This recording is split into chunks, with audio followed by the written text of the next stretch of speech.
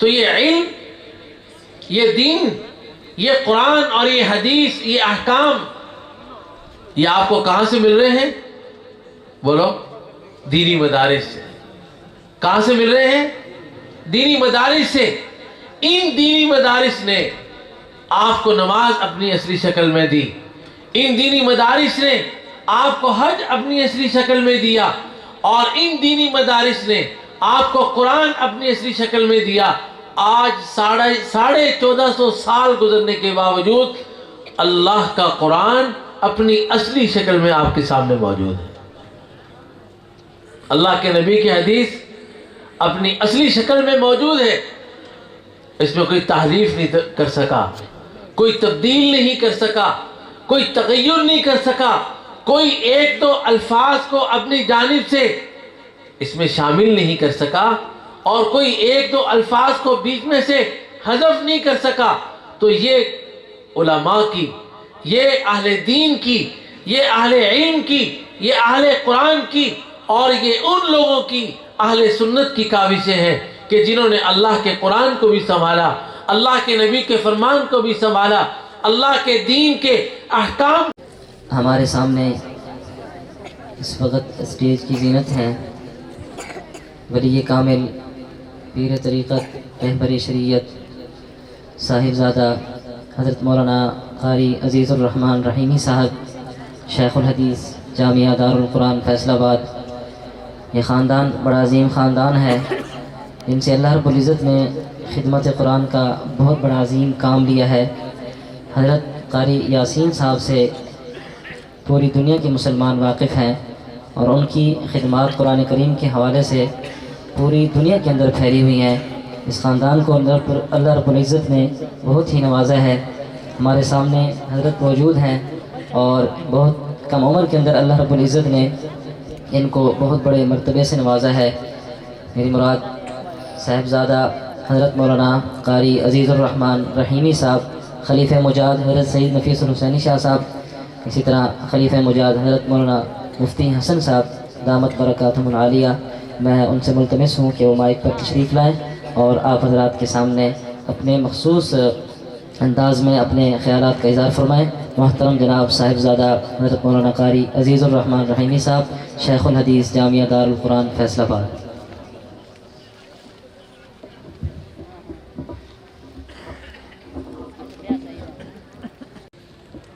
آل سیدنا و مولانا محمد وبارک وسلم۔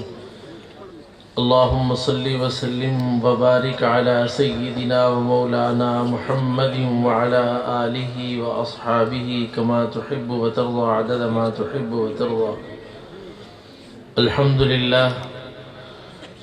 للہ نحمده ونستعینه ونستغفره ونؤمن به ونتوکل علیہ، ونعوذ باللہ من شرور انفسنا ومن سیئات اعمالنا، من يهده الله فلا مضل له ومن يضلله فلا هادي له،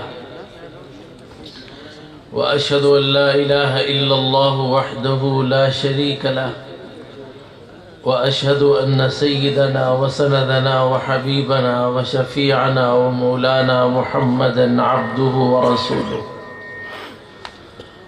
أرسله كافة للناس بشيرا ونذيرا وداعيا إلى الله بإذنه وسراجا منيرا، صلى الله تعالى عليه وعلى آله وأصحابه وأزواجه وذرياته وأهل بيته أجمعين، وبارك وسلم تسليما كثيرا كثيرا كثيرا.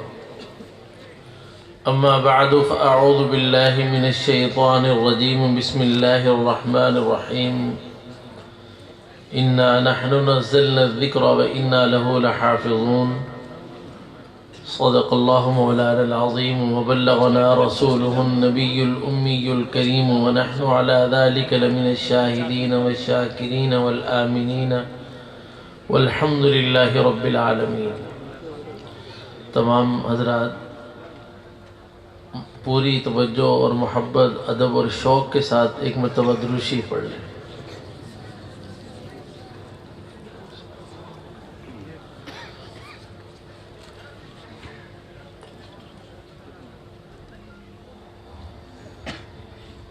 سامعین گرامی قدر، اس کی آواز سادہ کر دے ذرا۔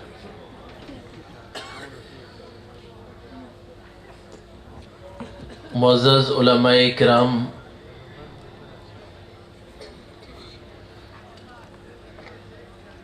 اور میرے عزیز طلباء کرام جو اس سال تکمیل قرآن کریم اور تکمیل حدیث پاک سے اپنے آپ کو باسعادت بنا کر اپنے جامعہ سے الوداع ہو رہے ہیں، اللہ تبارک و تعالی جل شانہ عم نوالہ نے جناب رسول اکرم صلی اللہ علیہ وآلہ وسلم کو جو دین اور جو اسلام، ایمان، احکام عطا فرما کر دنیا میں بھیجا ہے، اس کی دو شکلیں ہیں۔ ایک شکل اس کے علم کی ہے اور ایک شکل اس کی عبادت کی ہے۔ ہمارے عزیز طلباء نے اس سال سیاہ میں یہ روایت پڑھی اور گزشتہ سال مشکات شریف میں یہ روایت پڑھی کہ جناب رسول اللہ صلی اللہ علیہ وآلہ وسلم مسجد نبوی میں تشریف لائے۔ وہاں صحابہ کرام کی دو جماعتیں تھیں، ایک جماعت اللہ کا ذکر کر رہی تھی اور دوسری جماعت علم کا تکرار کر رہی تھی۔ تو آپ تشریف لائے، آپ نے فرمایا کلاکما علی الخیر،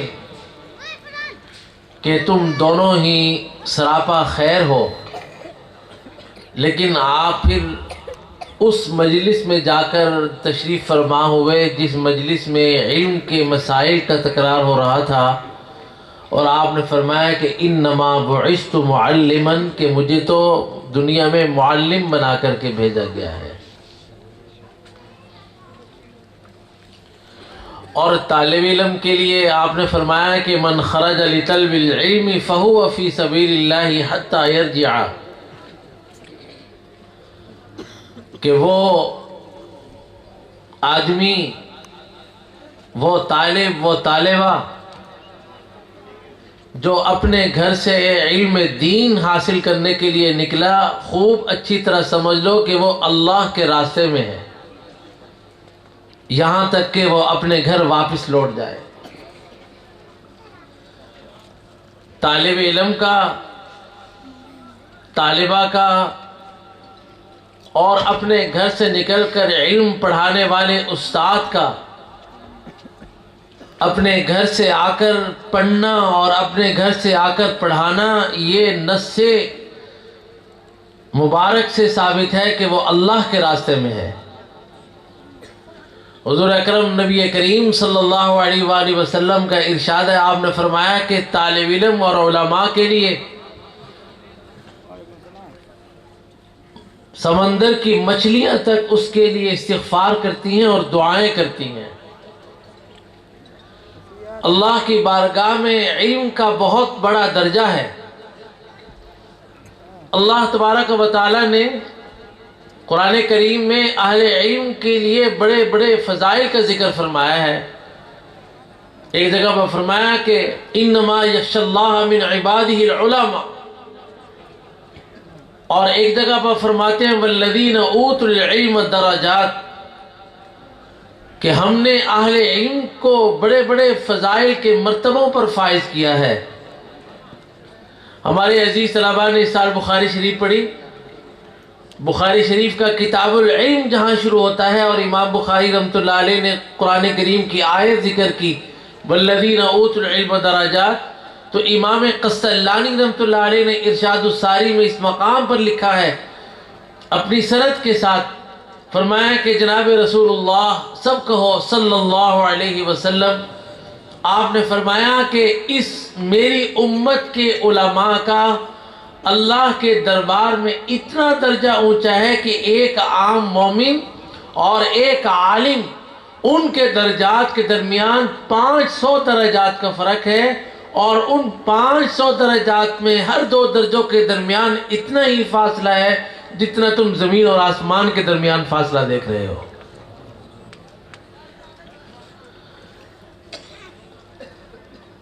علم کی بڑی فضیلت ہے۔ یہ آج ہمارا دین اپنی حیات اصلیہ میں اور ہمارے دین کے احکام آج اپنی اصلی شکل میں جو موجود ہیں، نماز اپنی اصلی شکل میں موجود ہے، قرآن آج اپنی اصلی شکل میں موجود ہے، اللہ کے نبی کی حدیث اپنی اصلی شکل میں موجود ہے۔ دین کا کوئی حکم جس کو جناب رسول اللہ، سب کہو بھائی، اس کی عادت ڈالو بھائی۔ ہمارے ان طلباء نے ابن ماجہ شریف پڑھی ہے نا اس سال، ابن ماجہ شریف میں انہوں نے روایت پڑھی ہے کہ آپ نے فرمایا کہ جو میرے اوپر درود پڑھنا بھول گیا وہ قیامت کے دن جنت کا راستہ بھول جائے گا۔ اس لیے بھائی آپ کا جب نام آئے تو کیا کہنا ہے بھائی؟ مجمع میں پیچھے والے بھی کہو۔ ابھی تھوڑی دیر میں بخاری شریف کا سبق بھی ہونے والا ہے، تو یہ حدیث پاک کے سبق کی ایک کیفیت ہے اور اس کا ادب ہے کہ جب بھی آپ کا نام نامی آئے تو زبان کیا کہے؟ صلی اللہ علیہ وسلم۔ تو یہ جو علم ہے، اس علم کو صحابہ اکرام نے جناب رسول اللہ صلی اللہ علیہ وسلم سے حاصل کیا، اور اس علم کو حاصل کر کے پھر امت کے اگلے طبقات میں منتقل کیا، اور اس علم کو پھیلانے کے لیے صحابہ اکرام نے کس قدر قربانیاں دیں۔ حضرت جابر بن عبداللہ رضی اللہ تعالی عنہ نے صرف اللہ کے نبی کی ایک حدیث سننے کے لیے 1 مہینے کا مسلسل سفر کیا۔ مشہور محدث خطیب بغدادی رحمہ اللہ نے ایک کتاب لکھی ہے، الرحلۃ فی طلب علم الحدیث، کتاب الرحلہ بھی اس کو کہتے ہیں۔ اس کتاب میں انہوں نے ان صحابہ اور تابعین کا تذکرہ کیا ہے، اور انہوں نے کہا ہے کہ میں نے صحابہ اور تابعین کے علاوہ کسی کا واقعہ نقل نہیں کیا اس میں۔ ان صحابہ اور تابعین کے نام جمع کیے ہیں اس کتاب میں، کہ اس کتاب میں ان لوگوں کے نام ہیں کہ جنہوں نے اللہ کے نبی کی ایک حدیث کے لیے 1 مہینے کا سفر کیا۔ کہاں سے نکلے، کہاں پہنچے، راستے میں کیا کیا پیش آیا۔ ہمارے طلباء نے سالک سند پڑھی کہ امام بخاری رحمۃ اللہ علیہ کے مصر کے سب سے بڑے استاد، اور امام بخاری رحمۃ اللہ علیہ نے جن سے آخری مرتبہ روایت سنی، امام آدم بن ابی ایاس، جس کو امام بخاری بار بار کہتے ہیں وبی قال حدثنا آدم بن ابی ایاس۔ یہ آدم بن ابی ایاس سے امام بخاری رحمۃ اللہ علیہ سند لینے کے لیے، حدیث پڑھنے کے لیے گئے۔ فرمایا کہ میں نے معلوم کیا تو 3 دن کا سفر تھا، میری والدہ نے مجھے کھانا پکا کر دیا، روٹیاں بنا کر دی، اور جب مجھے سفر شروع کرنے کا موقع ملا تو 3 دن مکمل ہو گئے اور روٹیاں بھی ختم ہو گئیں، تو میں سفر کرتا رہا یہاں تک کہ جنگلوں میں مجھے بھوک لگی، اور میں اس بھوک کی وجہ سے درختوں کے پتے کھا کر گزارتا رہا، سفر اپنا کرتا رہا، اور ان درختوں کے پتے کھا کر 4 دن مزید چل کر اس کے بعد میں آدم بن ابی ایاس کی خدمت میں پہنچا۔ میں اس موقع پر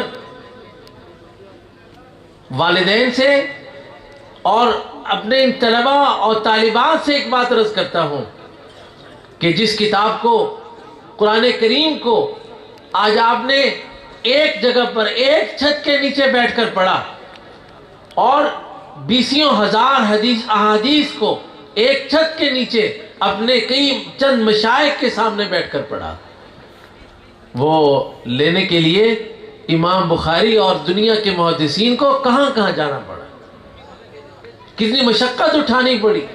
سیدنا ابو ہریرہ رضی اللہ تعالیٰ عنہ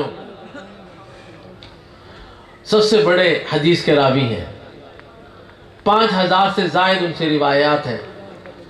آپ نے بخاری شریف میں بھی، مشکات شریف میں بھی، ترمذی میں بھی ان سے، ان کی سند سے یہ روایت آپ تک پہنچی کہ ابو ہریرہ رضی اللہ تعالیٰ عنہ سے ایک دفعہ ان کے شاگرد نے کہا کہ آپ سے جب بھی بات کہی جاتی ہے تو آپ فوراً کہتے ہیں کہ قال رسول اللہ صلی اللہ علیہ وسلم، قال رسول اللہ صلی اللہ علیہ وسلم۔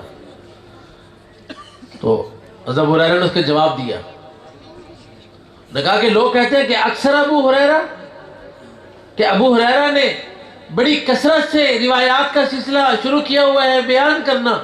کہا یاد رکھو میرے مہاجر بھائی وہ تجارت میں مشغول ہو جاتے تھے، اور میرے انصار بھائی وہ کھیتی باڑی میں مشغول ہو جاتے تھے، اور ابو ہریرہ ایک پیٹ کے بھراؤ کے بدلے حضور اکرم صلی اللہ علیہ وسلم کی خدمت میں حاضر رہتا۔ آپ صبح گھر سے نکلے، کیا فرمایا آپ نے؟ آپ شام کو گھر سے نکلے، کیا فرمایا آپ نے؟ ابو ہریرہ تو دن رات ان احادیث کو یاد کرتا رہتا تھا۔ پھر انہوں نے ایک واقعہ نقل کیا ہے، اور یہ نقل کیا کہ میں ایک دفعہ رات کو اللہ کے نبی کی حدیثیں یاد کر رہا تھا، آپ گھر سے نکل آئے، اور جب آپ گھر سے باہر نکلے تو آپ نے دیکھا کہ ایک آدمی ہے بیٹھا ہوا ہے، آپ میرے پاس تشریف لائے۔ کہا ابو ہریرہ تم سوئے نہیں ابھی تک؟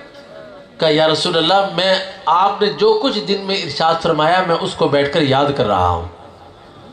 میں اپنے طلبہ سے کہتا ہوں کہ اس سے معلوم ہوا کہ رات کو تکرار کرنا اور رات کو بیٹھ کر یاد کرنا سنت ابو ہریرہ ہے۔ یہ جو مدارس کا نظم ہے اس کو معمولی نہ سمجھو، یہ دینی مدارس آج کے دور میں اللہ کے دین، اللہ کے نبی صلی اللہ علیہ وسلم کے احکامات کو زندہ کرنے کی عملی شکل ہے۔ ابو ہریرہ رضی اللہ تعالیٰ عنہ نے موقع غنیمت سمجھ لیا، عرض کرنے لگے اللہ کے رسول ایک درخواست پیش کرنی ہے، وہ یہ کہ میں آپ سے جو احادیث سنتا ہوں وہ مجھے بھول جاتی۔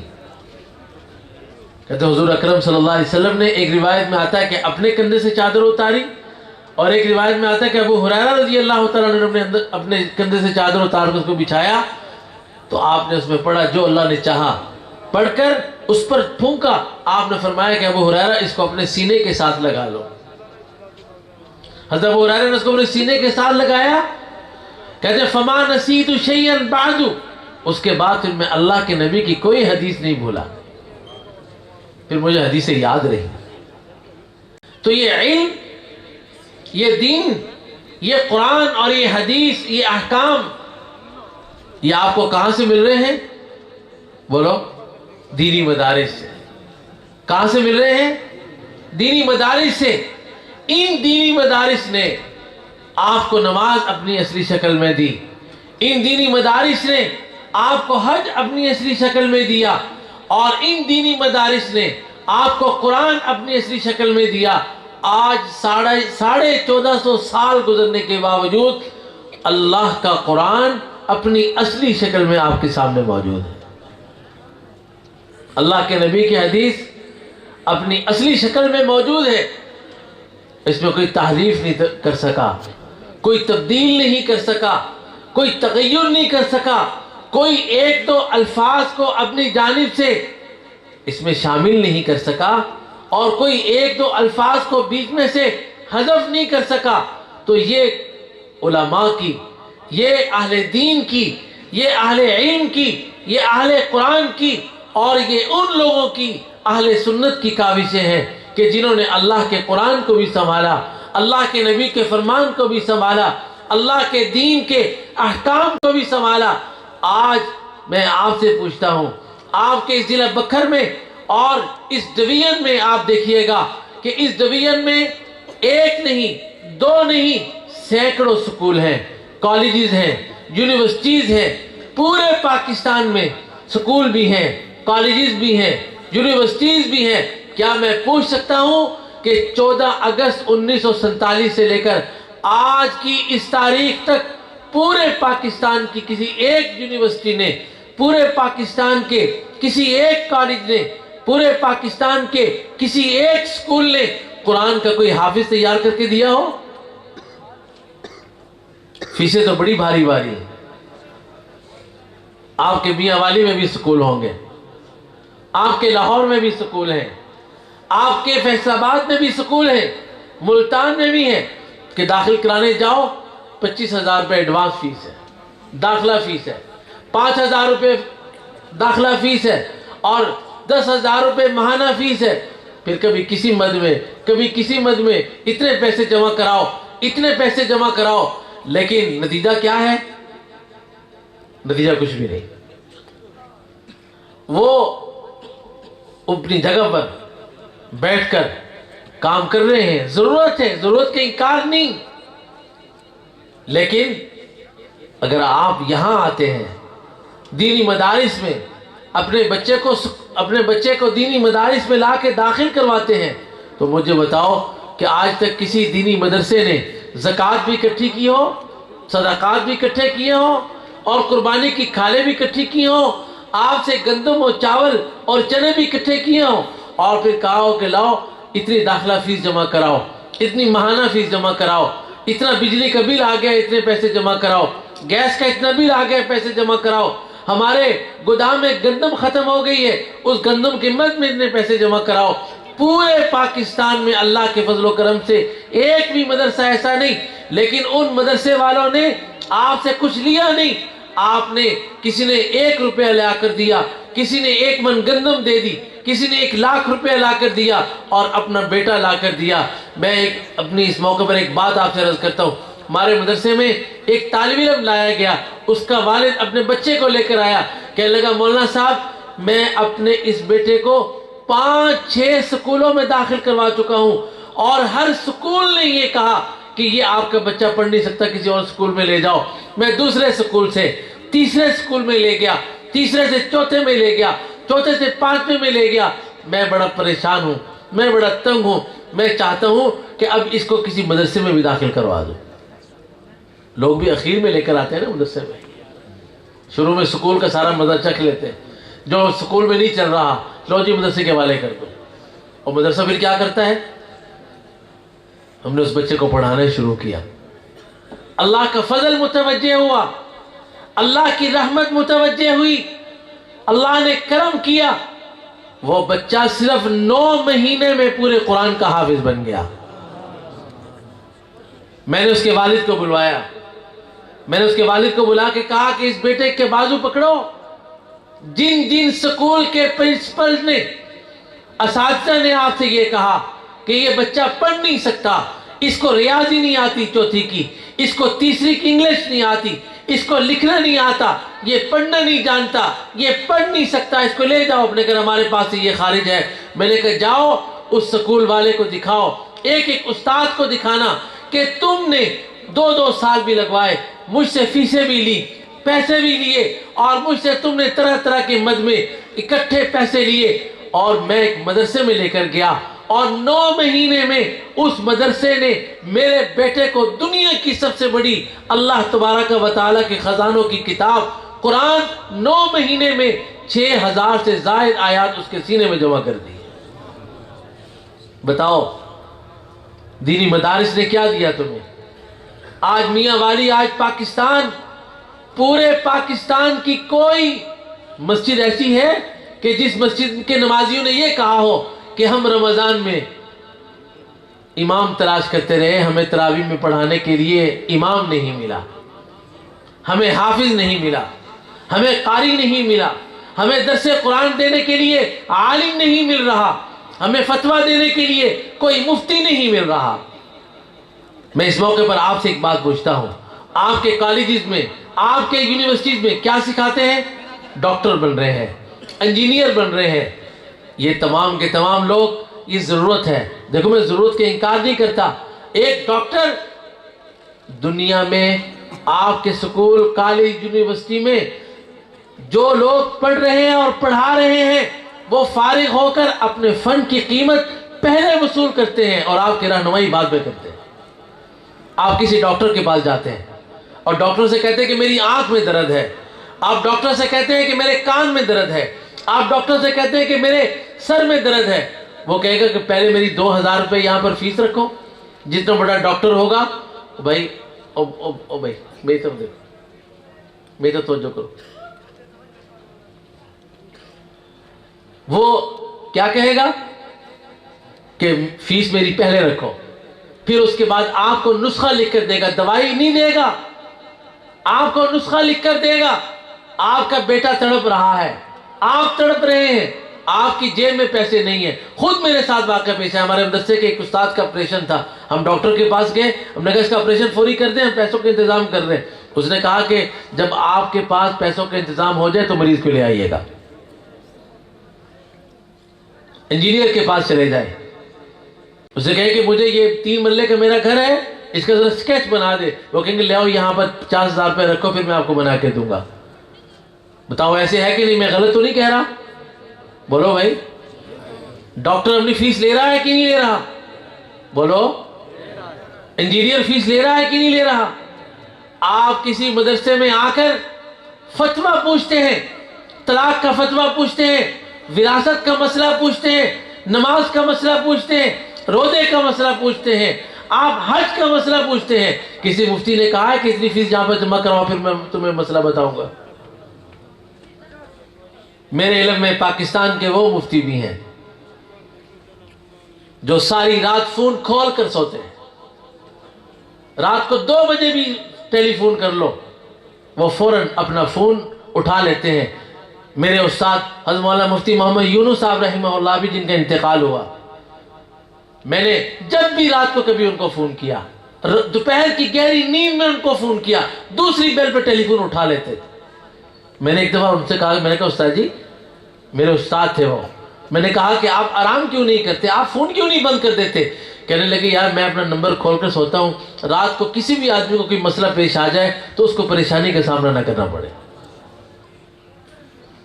یہ آپ کو دینی مدارس سے مل رہا ہے، اور آج اللہ کے فضل و کرم سے، میں نے پچھلے سال بھی کہا تھا، پچھلے سال پورے خطے عرب میں، دبئی کی رپورٹ بتا رہا ہوں کہ دبئی سے شارجہ، دبئی، ابوظہبی، قطر، سعودیہ اور ان تمام کے تمام ممالک سے 21,000 قرآن کے حافظ تیار ہوئے، اور آپ کے اکیلے پاکستان نے پچھلے سال 99,000 قرآن کے حافظ امت کو دیے۔ میں آپ کو سن 2018 کی ایک بات سناتا ہوں کہ پوری دنیا سے، پوری ملت اسلامیہ اور پورے عالم اسلام سے قرآن کریم کے حوالے سے ایک سیمینار جدہ میں مقرر کیا گیا۔ ہمارے پاکستان کے ناظم اعلیٰ حضرت قاری محمد حنیف جلندری حفظہ اللہ تعالی، وہ بھی اس میں تشریف لے گئے۔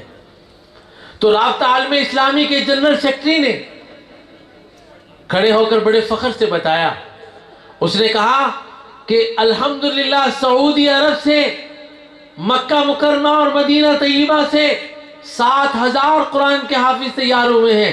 ہمارے ناظم اعلیٰ صاحب نے بعد میں اپنی تقریر میں کھڑے ہو کر کہا، الحمدللہ اس سال پاکستان کے دینی مدارس اور وفاق المدارس نے 58,000 قرآن کے حافظ امت کو دیے ہیں۔ تم نے کیا دیا؟ کسی نے 100 روپے دے دیا، کسی نے گندم دے دی، کسی نے چاول دے دیے، کسی نے اپنا بیٹا لا کر دے دیا، لیکن انہوں نے کیا کیا؟ تمہارے بیٹے کو حافظ بنا کر تمہارے سپرد کیا، تمہارے بیٹے کو عالم بنا کر تمہارے سپرد کیا، تمہارے بیٹے کو قرآن کا قاری بنا کر تمہارے سپرد کیا۔ اور یاد رکھو، دینی مدارس تمہیں تمہاری آخرت دے رہے ہیں، اور یہ سکول اور کالج یونیورسٹی یہ دنیا دے رہے ہیں۔ میں فیصل آباد کے ایک تاجر کو جانتا ہوں، اس نے آج سے 10 سال پہلے کی بات سنا رہا ہوں، اپنے بیٹے کی تعلیم پر امریکہ میں 2 کروڑ روپے خرچ کیے. کتنے؟ بولو، اونچی بات سے بولو، کتنے؟ 2 کروڑ روپے خرچ کیے. جب والد کا انتقال ہو گیا، میں خود اس جنازے میں شریک تھا. اس بیٹے جس کے اوپر 2 کروڑ روپے خرچ ہوئے، اس بیٹے کو اپنے والد کے جنازے پر دعائے مغفرت نہیں آتی تھی. وہ ایک عالم کو ایک طرف لے گئے اور کہا کہ یار مجھے جنازہ کیسے پڑھنا ہے، ذرا مجھے بتانا، میں دعا کیسے پڑھوں. اور یہ بیٹا جس کو تم نے دینی مدرسے میں داخل کیا، جس کو تم نے قرآن کی درسگاہ میں لا کے داخل کیا، اور جس بیٹے کو تم نے اللہ کے نبی کی حدیث کی درسگاہ میں لا کے داخل کیا، اس بیٹے نے تمہیں کیا دیا؟ یہ بیٹا قیامت کے دن تمہارا نہیں، تمہارے پورے خاندان کا بازو پکڑ کر تمہیں جنت میں لے کر جائے گا اپنے ساتھ. اس لیے ان دینی مدارس کی قدر کرو، ان علماء کی قدر کرو، اور ان محدثین کی قدر کرو، ان اہل قرآن کی قدر کرو. اور یاد رکھو، میں آخری بات آپ سے عرض کر رہا ہوں، وہ یہ کہ اس وقت پوری دنیا میں میرے والد صاحب دامت برکاتہم العالیہ، اللہ ان کو صحت و عافیت والی لمبی زندگی عطا فرمائے، سب کہو آمین. میرے والد صاحب سے ایک دفعہ ایک پاکستان کے بڑے معروف صحافی ہے، اس نے پوچھا، اس نے کہا کہ حضرت آپ کی نظر میں سب سے مشکل کام کون سا ہے؟ کیا پوچھا؟ آپ کی نظر میں سب سے مشکل کام کون سا ہے؟ سن رہے ہو بھائی دورے والے؟ آپ کی نظر میں سب سے مشکل؟ ہاں، آج کل میں اپنے دورے والوں سے کہہ رہا ہوں قرآن پڑھاؤ. یا عالم بن کر قرآن پڑھانا بڑا مشکل کام ہے. تو وہ میرے والد صاحب نے ان کو کہا کہ اگر سچ پوچھتے ہو تو دنیا کا سب سے مشکل ترین کام ایک چھوٹے سے بچے کو لا کر اس کا نورانی قاعدہ ٹھیک کرانا ہے. بھی ہاں ایسے نکالو، قاف ایسے نکالو، اور اس چھوٹے سے بچے کو پورے قرآن کا حافظ بنا. سبحان اللہ. ابھی ہمارے ہاں دستار بندی ہوئی، 1 دسمبر کو ہمارے ہاں جامعہ دارالقرآن میں دستار بندی ہوئی. 1000 سے زائد 1082 ایک ادارے نے قرآن کریم کے حافظ اور حافظات امت کے سپرد کیے. 1082. میں نے اس موقع پر تقریب پہ فیصل آباد کے تاجروں کو مخاطب کر کے کہا تھا، میں نے کہا فیصل آباد کے تاجروں، تم نے دارالقرآن کو روپیہ دیا، مال دیا، اور دارالقرآن نے تمہیں قرآن دیا. اور آج جامعہ رحیمیہ حسینیہ اس ادارے میں کسی نے اگر پیسے دیے تھے تو وہ 1 سال کی اپنی رپورٹ دیکھ لیں. یہ اللہ کے نبی کے حدیث پڑھ کر اللہ کے نبی کے وارث بن کر جا رہے ہیں، اور یہ حامل قرآن بن کر جا رہے ہیں. کہ میرے بھائی جانی بچے بیٹھے ہوئے ہیں جن کے بارے میں اللہ کے نبی نے فرمایا کائنات کا سب سے خوش بخت اور کائنات کا سب سے بہترین طبقہ وہ ہے جو اہل قرآن کا طبقہ ہے. تو یہ کیا ہے؟ آپ کو دینی مدارس نے کیا دیا؟ آپ کو حافظ دیا، قاری دیا، عالم دیا، دیندار دیا، اللہ کے نبی کی سنت دی. اور اگر آپ آج پوری دنیا میں چلے جائیں، پوری دنیا میں جائیں اگر، اور پوری دنیا میں گھوم کر آپ پوری دنیا کے یہودیوں کو یہ چیلنج دے دیں کھڑے ہو کر اور کہیں کہ بھئی تم تورات کی کوئی ایک اصل کاپی دکھا دو، تورات کا کوئی حافظ ہمیں دکھا دو. پوری دنیا میں کسی کے پاس نہیں. آپ عیسائیوں سے کہیں کہ پوری دنیا میں عیسائی مل کر انجیل کا ایک حافظ ہمیں دکھا دیں، انجیل کا ایک نسخہ دکھا دیں جو صحیح نسخہ ہو. لیکن اگر آپ دینی مدارس میں آتے ہیں، چھوٹے چھوٹے دینی مدرسوں میں جاتے ہو، ایک چھوٹا مدرسہ، ہمارے حضرت مفتی محمد حسن صاحب فرمانے لگے چھوٹا مدرسہ نہ کہا کرو، یہ بھی دنیا داروں کی علامت ہے. جس جگہ پر بیٹھ کر اللہ کا قرآن پڑھنے والا، ایک قرآن پڑھنے والا، ایک قرآن پڑھانے والا ہو، یہ جگہ یہ پوری کائنات سے بہترین جگہ ہے. یہ چھوٹی جگہ نہیں ہے. یہ چھوٹے بڑے مدرسے نہ کہا کرو، یہ انتظامی اصطلاح ہے. یہ چھوٹا مدرسہ ہے، یہ بڑا مدرسہ ہے. جہاں اللہ کا قرآن پڑھا جا رہا ہے، جہاں اللہ کے نبی کی حدیث پڑھی جا رہی ہے، وہ بڑی جگہ ہے، چھوٹی جگہ نہیں ہے۔ وہ مدرسہ بڑا ہے، چھوٹا مدرسہ نہیں ہے۔ اس لیے میں آپ سے یہ بات عرض کرتا ہوں کہ بھئی آپ حضرات دینی مدارس کے لیے دعا کرو، دینی مدارس کو محبت کے ساتھ دیکھو۔ میرے استاد حضرت مولانا عبدالمجید صاحب قدس اللہ تعالیٰ سرہ، جنہوں نے 67 سال مشکات شریف پڑھائی اور 45 سال بخاری اور ترمذی پڑھائی انہوں نے، وہ فرمایا کرتے تھے کہ 3 آدمی اجر و ثواب میں برابر کے شریک ہیں۔ کتنے آدمی بولو؟ 3 آدمی اجر و ثواب میں برابر کے شریک ہیں۔ فرمایا کہ ایک وہ جس کی اولاد ہے، ایک وہ جس کے یہ شاگرد ہیں، اور تیسرے وہ جس نے اپنا مال ان کے اوپر خرچ کیا۔ یہ 3 آدمی اجر و ثواب میں برابر کے شریک ہیں۔ کسی نے لائٹ لگوا دی، وہ لائٹ کی روشنی میں بچہ قرآن پڑھ رہا ہے۔ کسی نے لائٹ لگوا دی، اس کی روشنی میں حدیث پڑھ رہا ہے۔ کسی نے لائٹ لگوا دی، اس کی روشنی میں اللہ کے دین کے احکامات پڑھ رہا ہے، پڑھا رہا ہے۔ یہ لائٹ لگوانے والا بھی اس میں برابر کے شریک ہے۔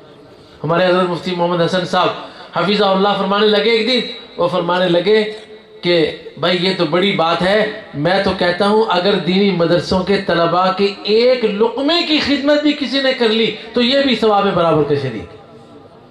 اس لیے ان دینی مدارس کو محبت کی نگاہ سے دیکھو، ان کے لیے دعائیں کرو، اور یہ دیکھو کہ دینی مدارس نے جو چیلنج کیا تھا، جو چیلنج اٹھایا تھا، وہ چیلنج انہوں نے پورا کر دیا۔ انہوں نے کہا کہ ہم تمہیں حافظ قرآن دیں گے، انہوں نے تمہیں قرآن کے حافظ دے دیے۔ انہوں نے کہا ہم تمہیں قاری قرآن دیں گے، انہوں نے تمہیں قرآن کے قاری دے دیے۔ انہوں نے کہا کہ ہم تمہیں عالم دیں گے، انہوں نے تمہیں عالم دے دیے۔ انہوں نے کہا کہ ہم تمہیں مفتی دیں گے، انہوں نے تمہیں مفتی دے دیے۔ انہوں نے تمہیں امام دے دیے، انہوں نے تمہیں خطیب دے دیے۔ انہوں نے تمہیں درس قرآن دینے والے علماء دے دیے، درس حدیث دینے والے علماء دے دیے۔ آج پاکستان میں نہ ائمہ کی کمی ہے، نہ خطباء کی کمی ہے، نہ درس قرآن دینے والوں کی کمی ہے، نہ درس حدیث دینے والوں کی کمی ہے۔ آج جب الحاد بڑھ رہا ہے، آج جب زندقہ بڑھ رہا ہے، آج جب بے دینی بڑھ رہی ہے، بے راہ روی عام ہو گئی ہے، فتنوں نے اپنے منہ کھول لیے ہیں، اب ان دینی مدارس کے فضلاء نے اب انہوں نے کہا کہ اب دینی مدارس میں نہیں، اب ہمیں باہر نکلنا ہے۔ اب ہم نے گھروں میں جا کر کوئی سیرت کورس کروا رہا ہے، کوئی کورس کروا رہا ہے، کوئی کورس کروا رہا ہے کہ اب ہم نے گھروں میں جا کر دین کو عام کرنا ہے۔ تو میرے بھائی، میری ساری گفتگو کا خلاصہ کیا ہے؟ ساری گفتگو کا خلاصہ یہ ہے کہ اللہ کا دین، اللہ کا قرآن، اللہ کے نبی کا فرمان، اس کا تحفظ کہاں سے ہو رہا ہے؟ بولو سب بولو، آواز ساری بولے، کہاں سے ہو رہا ہے؟ اونچی آواز سے۔ جو قرآن اللہ کے نبی پر مکہ میں اتارا گیا تھا، جو قرآن اللہ کے حبیب پر مدینہ میں اتارا گیا تھا، جو قرآن حضرت ابو بکر نے مصلی پیغمبر پہ پڑھا تھا، اور جو قرآن حضرت عمر نے مصلی پیغمبر پہ پڑھا، حضرت عثمان و علی نے مصلی پیغمبر پہ پڑھا، آج 1400 سال کے بعد وہی قرآن اپنی اصلی شکل میں کلور کوٹ کے مدرسے میں پڑھایا جا رہا ہے۔ یہ کس کی برکت ہے؟ دینی مدارس کی۔ کس کی برکت ہے؟ بولو، دینی مدارس کی۔ اور یہ دینی مدارس نشر و اشاعت کا مرکز ہے، دین کی حفاظت کا مرکز ہے، اور دین کی بقا کا مرکز ہے۔ میرے استاد حضرت مولانا عبدالمجید صاحب رحمۃ اللہ علیہ ایک دفعہ دینی مدارس پر بڑی مشکلات آ رہی تھی، تو میں نے استاد جی سے کہا، میں نے کہا استاد جی کیا بنے گا؟ استاد جی ہمیں کیا بننا ہے؟ انہوں نے بڑی بے نیازی کی، بڑے بہادر، بڑے جری آدمی تھے، بڑے شجاع آدمی تھے وہ، تو مجھے فرمانے لگے کہ بھائی جب تک اللہ کو پاکستان میں دین کا تحفظ مقصود ہے، ان دینی مدارس کو کوئی ہاتھ نہیں لگا سکتا، ان دینی مدارس کو کوئی ہاتھ نہیں لگا سکتا۔ اور جس وقت میں اللہ کو یہ منظور ہوگا کہ پاکستان سے علم رخصت ہو جائے، پاکستان سے دین رخصت ہو جائے، پاکستان سے قرآن رخصت ہو جائے، تو یہ دینی مدارس ختم ہو جائیں۔ مجھے بھی یاد آ رہا ہے کہ پرویز مشرف کے دور میں، اس سے پہلے ہمارے جامعہ دارالقرآن میں 18 سے زائد ملکوں کے طلبہ پڑھتے تھے، عرب ممالک سے پڑھنے کے لیے آئے ہوئے تھے۔ ایک پرویز مشرف نے حکم جاری کیا کہ 3 دن کے اندر اندر پاکستان سے تمام مدارس کے طلبہ جو غیر ملکی ہیں نکل جائیں یہاں سے۔ ہمارے پاس بھی وہ آرڈر آیا، ہمارے پاس 18 ملکوں کے 135 طلبہ اس وقت پڑھ رہے تھے۔ اب کیا ہوا؟ انڈیا جس نے کبھی کسی کو ویزا نہیں دیا، اس نے اعلان کر دیا کہ پاکستان کے وہ غیر ملکی طلبہ جن کو پاکستان نکال رہا ہے، ہمارا دلی کا ایئرپورٹ کھلا ہے، آؤ آن ارائیول ویزا لو، جس مدرسے میں جا کر داخلہ لے لو۔ کئی ہمارے طلبہ بھی گئے، ہمارے کئی طلبہ مشکات میں تھے، خامسہ میں تھے، اولا میں تھے، وہ گئے اور انہوں نے وہاں جا کر اپنی تعلیم کو حاصل کیا۔ تو یہ دینی مدارس آج اللہ کے فضل و کرم سے ہمارے ملیشیا میں اس وقت میں قرآن کریم کا جو کام ہو رہا ہے، اس ملیشیا میں ہمیں ساتھیوں نے بتایا کہ 35 سے زائد ملکوں کے طلبہ یہاں پر آ کر قرآن پڑھ رہے ہیں۔ اس لیے میرے بھائیوں، یہ دینی مدارس اتحاد امت کا مرکز ہے۔ ہمارے مدرسے میں بریلوی بھی پڑھتے ہیں، ہمارے مدرسے میں اہل حدیث بھی پڑھتے ہیں، ہمارے مدرسے میں دیوبندی بھی پڑھتے ہیں۔ ہم کسی کو نہیں کہتے کہ جاؤ چلے جاؤ ہم تمہیں نہیں پڑھاتے، ہم کہتے ہیں کہ آؤ بھی، دروازہ کھلا ہوا ہے، جب مرضی آ جاؤ۔ وہ ہمارے ہاں رات کو ایک دفعہ تعمیری کام ہو رہا تھا تو کچھ پولیس والے آئے، ان دنوں میں مدارس پر چھاپے پڑ رہے تھے۔ ہمارا باورچی رات کو 2 بجے وہ دروازہ ٹوٹا ہوا تھا، صفیں پڑی ہوئی تھی، تو وہ تلاشی لینے کے لیے آئے۔ انہوں نے کہا یار ان کا تو دروازہ ہی نہیں، اندر کیا ہوگا، چلو جو واپس چلے جاؤ۔ بھائی دینی مدارس کے دروازے 24 گھنٹے کھلے ہوئے ہیں۔ یاد رکھو، دینی مدارس امن کے مرکز ہیں، دینی مدارس جہاں قرآن کا مرکز ہے، دینی مدارس جہاں پر حدیث کا مرکز ہے، دینی مدارس جہاں پر فتویٰ کا مرکز ہے، دینی مدارس جہاں نماز سکھانے کا مرکز ہے، دین سکھانے کا مرکز ہے۔ یاد رکھو، میں بڑے دعوے کے ساتھ اور ایک ذمہ دار ہونے کی حیثیت سے یہ بات کہہ رہا ہوں کہ دینی مدارس امن کے بھی مراکز ہیں، دینی مدارس امن کے بھی مراکز ہیں۔ آج تک کسی دینی مدرسے سے کوئی دہشت گرد پکڑا گیا ہے؟ آئے دن کہتے ہیں دینی مدارس میں یہ سکھایا جاتا ہے، دینی مدارس میں یہ سکھایا جاتا ہے۔ دینی مدارس میں امن سکھایا جاتا ہے، دینی مدارس میں قرآن سکھایا جاتا ہے۔ جہاں مدرسہ ہوگا وہاں امن ہوگا، جہاں مدرسہ نہیں ہوگا وہاں امن نہیں ہوگا۔ اس لیے مدرسہ، ہمارے مدرسے میں ہر روز ظہر کی نماز کے بعد سورہ یاسین شریف پڑھی جاتی ہے، اور اس سورہ یاسین شریف میں جہاں اسلام مسلمانوں کے تحفظ کے لیے دعا ہوتی ہے، وہیں پر پاکستان کے تحفظ کے لیے بھی دعا ہوتی ہے۔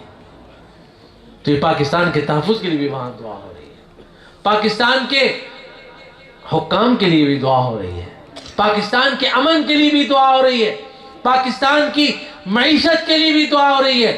ہم پاکستان کی معیشت کے لیے دعا سب سے پہلے کرتے ہیں، اس لیے کہ پاکستان کی معیشت اچھی ہوگی، پاکستان کا امن بہترین ہوگا تو دینی مدارس میں بہترین چلیں گے، دینی مدارس میں بھی استحکام آئے گا۔ اس لیے دینی مدارس کو پریشان نہ کرو، دینی مدارس کو خراب نہ کرو، دینی مدارس کو تنگ نہ کرو۔ یہ دینی مدارس تمہارے حریف نہیں، یہ دینی مدارس تمہارے مخالف نہیں، دینی مدارس تمہارے موافق ہیں، دینی مدارس تو تمہارے معاون ہیں۔ اور یاد رکھو، ہمارے ناظم اعلیٰ قاری محمد حنیف صاحب جلندری حفظہ اللہ نے فرمایا تھا، انہوں نے فرمایا کہ اگر کبھی ضرورت پیش آ گئی، پاکستان کے کسی دشمن نے اگر پاکستان کو میلی آنکھ سے دیکھا تو پاکستان کی فوج بعد میں لڑے گی، دینی مدارس کے طلبہ ان سے پہلے لڑیں گے، آگے ہوگا۔ اس لیے بس میں اسی بات پر اپنی بات کو ختم کرتا ہوں۔ دینی مدارس کے ساتھ محبت کرو گے بھائی؟ کون کون محبت کرے گا؟ ہاتھ کھڑا کرو۔ اللہ آپ کو جزائے خیر عطا فرمائے۔ تعاون بھی کرو گے؟ ہاں، ہر قسم کا تعاون کرنا ہے اپنے بچے۔ ایک تعاون مال کا ہے اور ایک تعاون اولاد کا ہے۔ تعاون اولاد کا بھی کرنا ہے، تعاون مال کا بھی کرنا ہے۔ اقول قولی ھذا استغفر اللہ لی ولکم ولسائر المسلمین، سبحانک اللہم بحمدک، اشہد ان لا الہ الا انت، استغفرک اللہم واتوب الیک۔